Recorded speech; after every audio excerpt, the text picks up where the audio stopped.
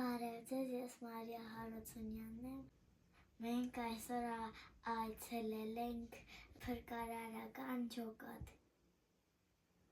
Դեռ մենք իմացանք շատ հետաքրքիր բաներ։ Իմացանք, թե փրկարարները ոնց են կրակը հագցնում։ Տեսանք, թե փրկարար շները ոնց են գտնում մարդկանց։ Եթե մարդ փակվում փակ տարածքում, փրկարարները եռանկյուն են գծում ու կտրտում, որ մարդկան հանեն։ Իսկ ինչու եռանկյուն հենց։ Որ արագ լինի։